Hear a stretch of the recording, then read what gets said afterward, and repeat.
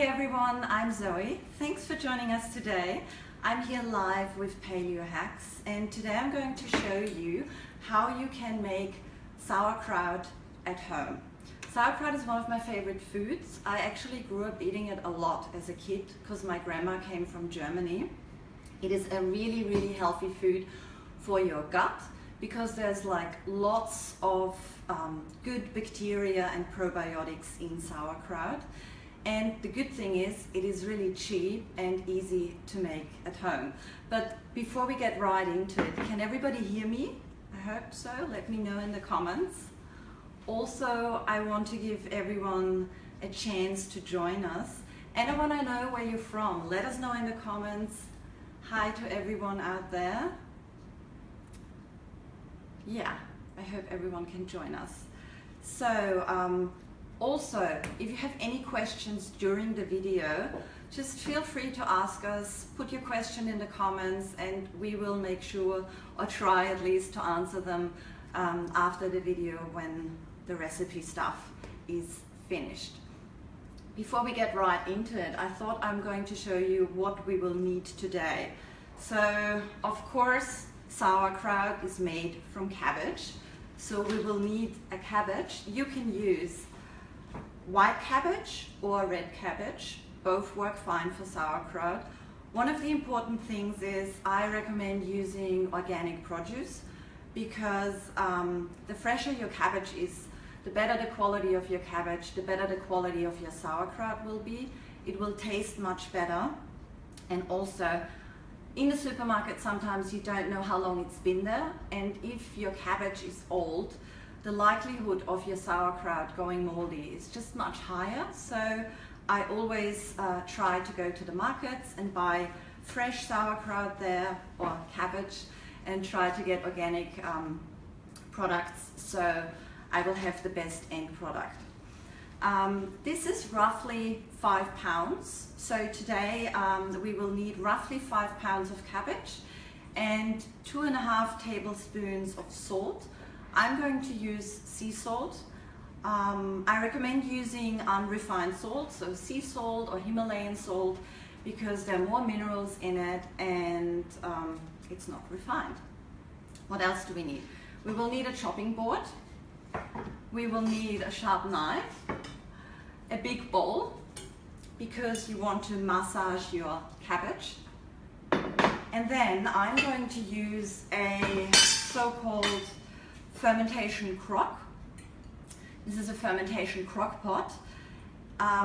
If you don't have one at home, it's not a problem. You can use basically any jar, like this jar. I will show you in the end what you need to do differently if you're using a jar. This is a crock pot that I was gifted for Christmas. Actually, I'm pretty happy. I've used it a couple of times. It's really great. But I have made sauerkraut many times just using a simple jar, and it worked just fine. This is just a bit funner and it makes it a little bit easier because it comes with these fermentation weights. These are clay weights, and they will help compress the cabbage and keep it down in the crock pot, so it's covered with water at all times. I'll show you later and then it will make more sense. But if you want to get a crock pot, you can get these online on Amazon, on eBay. They're really easy to find. Simply type in fermentation crock or fermentation crock pot and they will pop up in Google. Okay, I think we can get started. If you guys are all ready. One of the most important things, and one of the things that often I forgot and a lot of people forget, is you need to make sure everything that you use to make your sauerkraut is sterile. So you need to disinfect everything. You need to disinfect the surface in the kitchen, your knife, your chopping board, your fermentation crock. You need to wash your hands, because if you don't, there's a little bit of bacteria. Your sauerkraut might get moldy, and that would be a shame, and it has happened to me in the past. So my tip, how I do it, because I don't want to use any chemicals, because if you use any chemical cleaners, your sauerkraut might get contaminated and we don't want that. So what I normally do is just I boil water in the kettle, and then just pour boiling water over all the utensils that I'm using, and I let it air dry. Because if you use a kitchen towels often, even if you wash them properly, they still have bacteria on them. So if you dry everything with a kitchen towel, you might reapply bacteria to the surface you're using. So what I do is I disinfect it with boiling water, and then I let it drip dry, and then you're basically good to go. So let's get started. As I said, I've got roughly 5 pounds of cabbage. You want to start by cleaning up your cabbage. So you get rid of all the wilted leaves, all the yucky parts, everything that looks a bit soft and not fresh anymore. Just peel it off and get rid of it. With organic products, of course, they might not look as good as supermarket produce, but I can guarantee you the taste will be better. So I'm just going to clean it up a bit.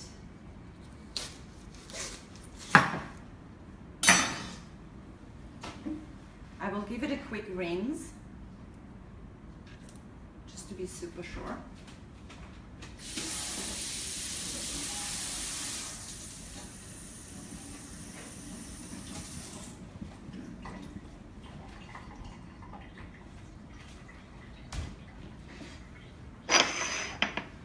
And then we want to bring our bowl close to the chopping board.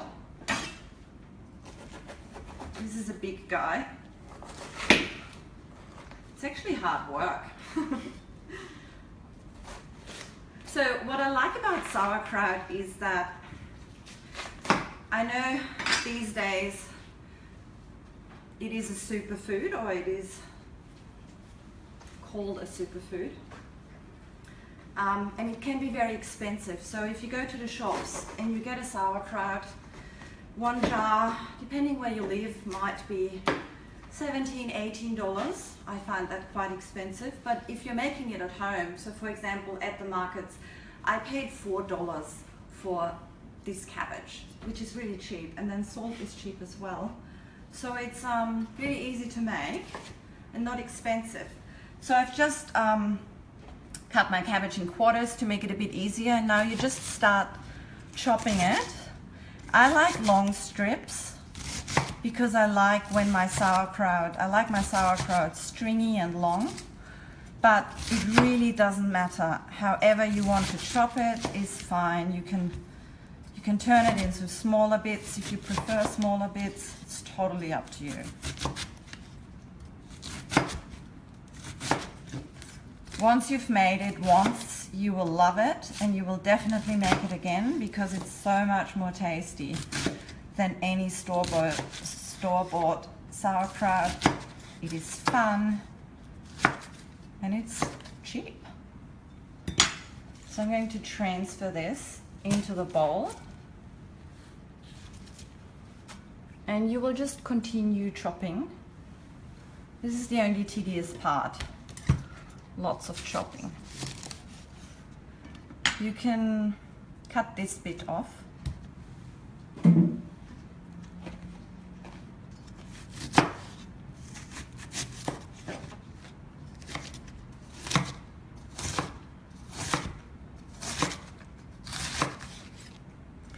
Cabbage is a very healthy food in general. It has a lot of vitamins, vitamin A, vitamin K, a lot of vitamin C. It's a good source of iron and calcium, and not many calories, so it's really healthy. And then when you ferment it, the beauty of fermentation is that the fermentation process brings out the good bacteria, the so-called probiotics, which make it so healthy for your gut. And again, it's much cheaper to eat natural probiotics like sauerkraut and add it to your daily routine and your diet than going to the pharmacy and buying pills. Buying probiotics is so expensive. So I much rather prefer this natural approach,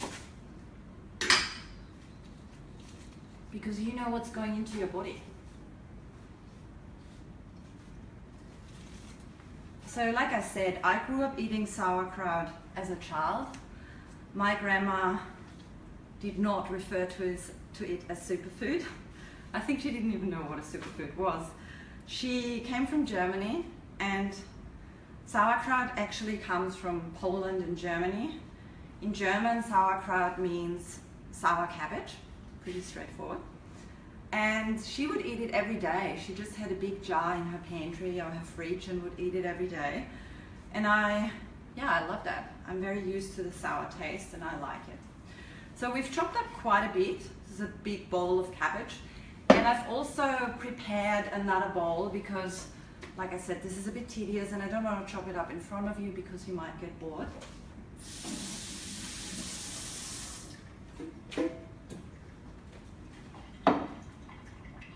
So the next step will be massaging our kraut, which is really fun. So all we're going to do is we will use our salt. Like I said, I will use roughly 2.5 tablespoons of salt for this whole lot, but I'm starting to add it in batches. I'll show you. So I'm going to add 1 tablespoon, 1.5 tablespoons. And now you need to get your hands dirty, basically, and massage the salt into your cabbage.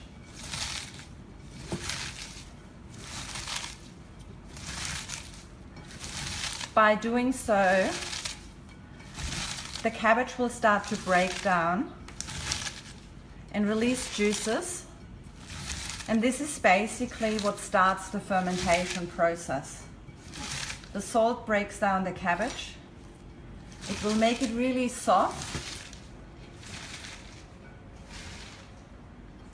and it will start to release all its juices, which we will later on need to cover the cabbage. The juices are called brine.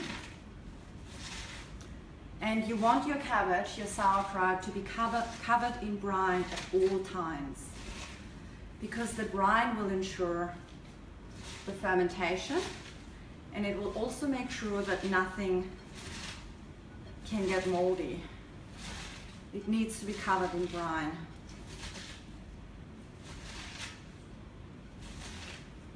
So sauerkraut, like I said, is really good for your gut, because the good bacteria in your gut basically feeds on probiotics.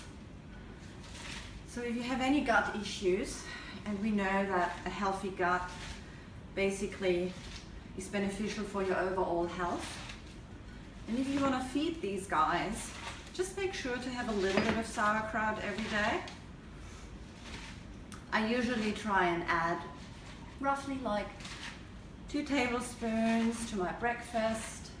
Whenever I have greens, I like adding sauerkraut. It's very tasty. So it's already getting softer. It's broken down a fair bit.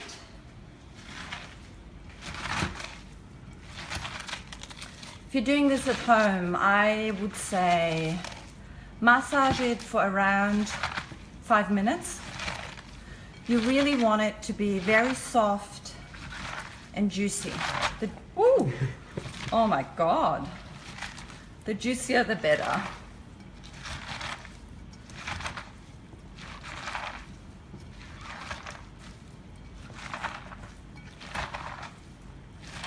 So now I'm going to add more of the other cabbage. It's very messy. I'm making a bit of a mess here. So I'm going to add more salt.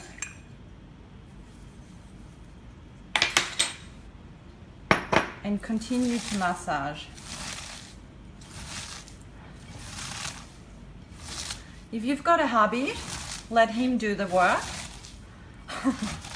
In our household, that's what normally happens. I prepare everything and then my hubby does the hard work and does the massage work.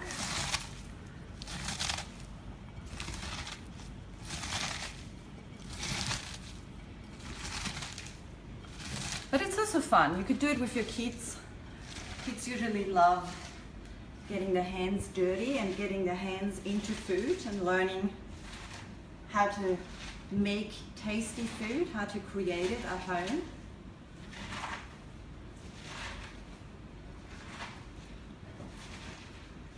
So eating sauerkraut will definitely aid your digestion. It can also improve your immune function. I think, don't quote me on it, but I think it's due to the vitamin C and also, again, due to the probiotics. The healthier your gut, the better your immunity.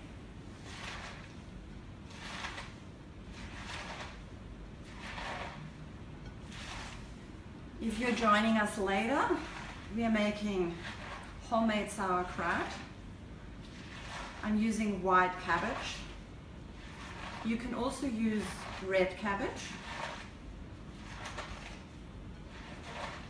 It's just a different color really. It doesn't make a huge difference. I'm just continuing for a little bit and then I will start transferring it into the crock pot because I don't want to bore you.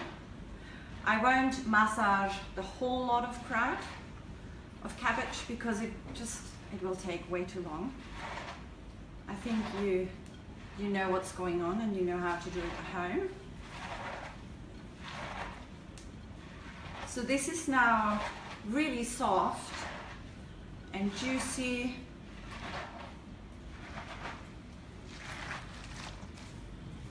You can tell when I pick it up. It's very juicy. This is how you want it. Okay. I will now quickly rinse my hands.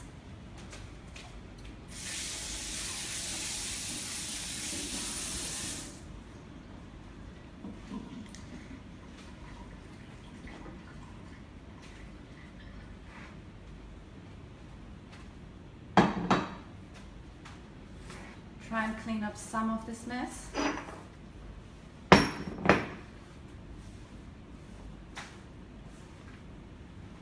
It away. And now we are using the fermentation crock. As I mentioned earlier, make sure to disinfect everything. I have disinfected this with boiling water because I didn't want to use any chemicals because the chemicals might contaminate, not might, they definitely will contaminate your cabbage and you don't want that. You don't want any chemicals in your food. So transfer the cabbage into the crock. I will use my hands simply because it's the easiest way. If I use any tools, I'll just make more mess. What you want to do is compress the cabbage into the pot. And if you're using a jar, it's the same process. Just transfer your cabbage and press it down using your hands. It needs to be packed firmly. You don't want any air pockets.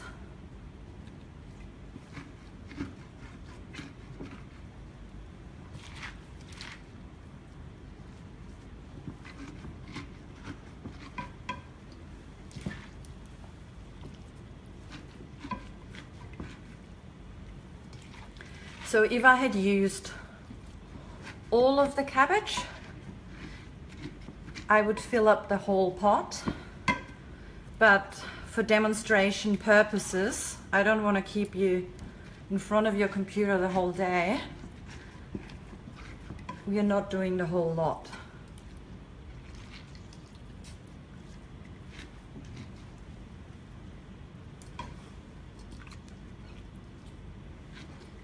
So, can we show the inside? It's packed down. It's compressed. This is how you want it. Press it down.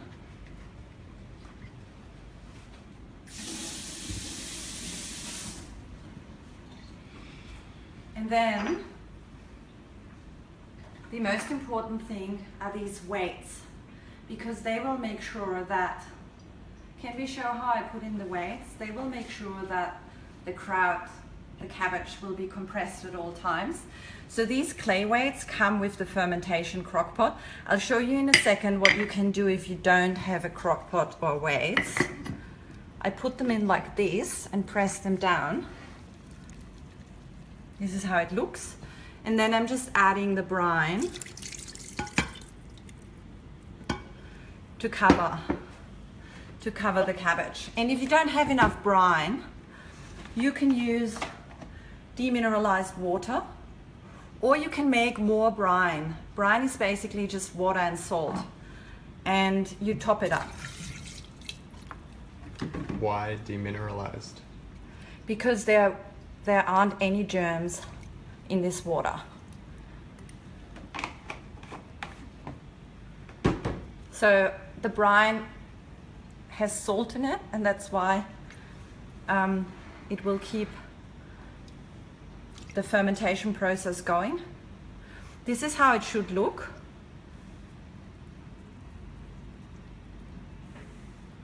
Okay, so again, if you have a fermentation crock, you want to put the lid on it, and then there is a little moat,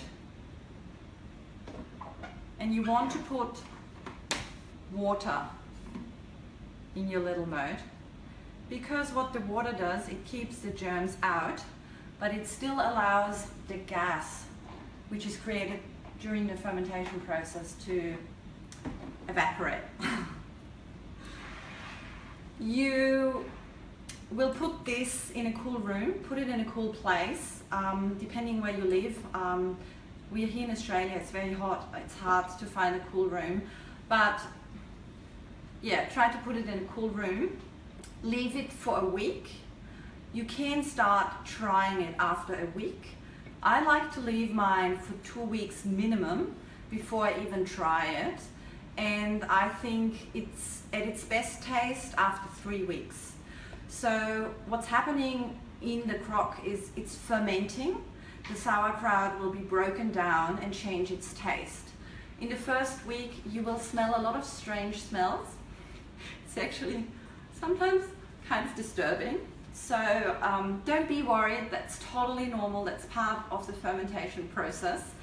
It can also be a little bit foamy, so check on your kraut, make sure it's always covered with brine at all times. If there's not enough water, top it up. You can top it up every second day if necessary. Just keep checking it, make sure it's not going moldy or anything.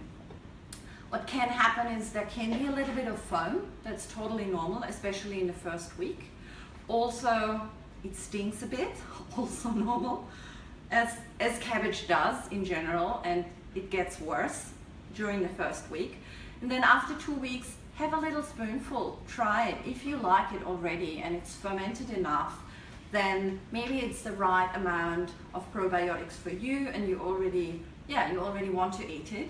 If you like it a bit stronger like me, then I recommend leaving it for roughly 3 weeks. Okay, what I wanted to show you is, if you don't have a fermentation crock, let's say you're using a normal jar. Let's assume this is already sauerkraut, but let's assume this is just fresh cabbage that we just massaged and pressed into this jar. If you don't have any clay weights, you can use a jar, and obviously you would need more cabbage, but then you place your jar into this jar and make sure it compresses the cabbage underneath, and through the compression it makes sure that the cabbage is covered with water, with brine at all times. So this is the trick that I normally use, and then I would cover it just with like a kitchen towel. You do not put a lid on it because the gas needs to evaporate. So you would just cover it with a kitchen towel. You can put a rubber band around it, that's fine, you don't need to.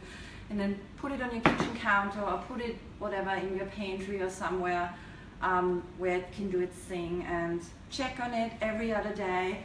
and then after 2 weeks or 3 weeks, when you feel like it has the perfect sauerkraut taste for you, you can start nibbling it.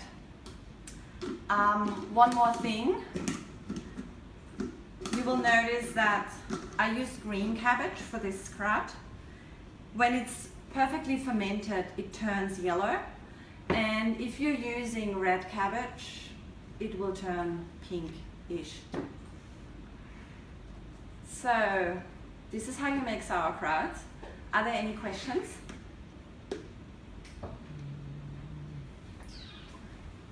Just where to purchase this demineralized water? Supermarkets? So again, this depends where you live. This is actually the same water that you put in an iron, I think, to iron your clothes. Or like radiators or something. Oh, radiators, yeah. I bought it at the supermarket, but I'm based in Australia. It depends where in the world you are. It's usually in the supermarket cheap. Home section. It's really cheap. What about distilled water? I think distilled water is the same as demineralized water. Yeah. But you can purified water. Purified, yeah. Just make sure it's filtered.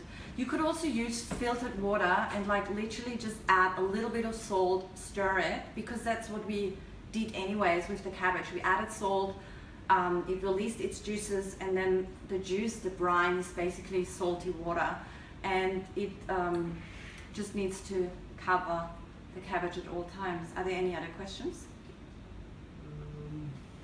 Nothing pressing.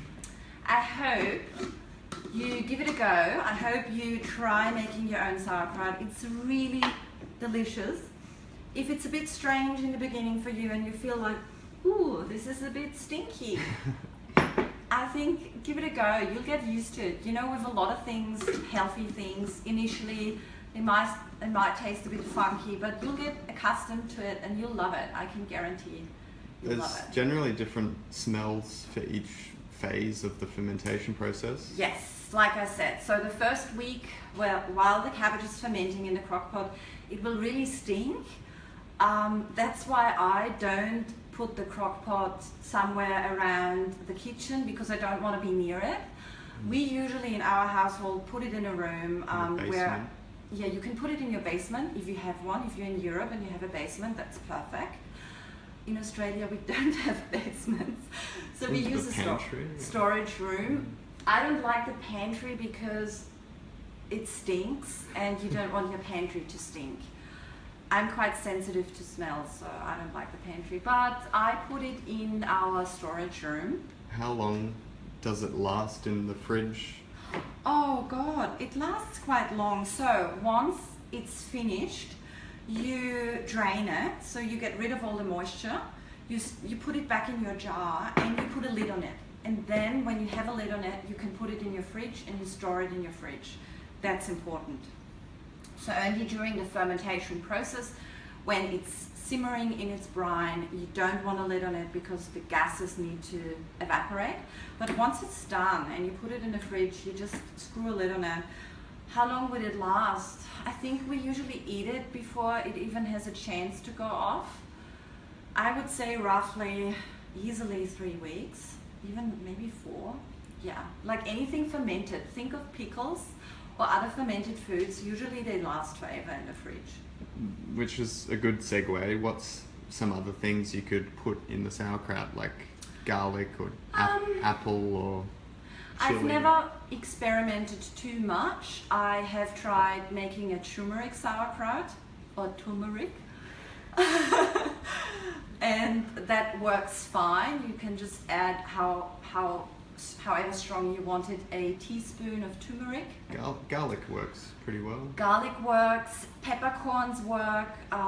What's another thing that works? Apple. You could try grated apple. I haven't, because I always want to make sure nothing gets moldy. I don't know why, but anything's experiment. possible. You can use carrots. That works fine. It's a bit like kimchi. Yeah, spices. Just experiment with spices, whatever you want to add to it. Yeah. Cool. Anything else? No. No? Well, there you have it, guys. This is how you can make homemade sauerkraut at home. I hope you give it a go. I hope you enjoyed this one, and you'll join us next time when we're live on Facebook, and have a good one. Bye.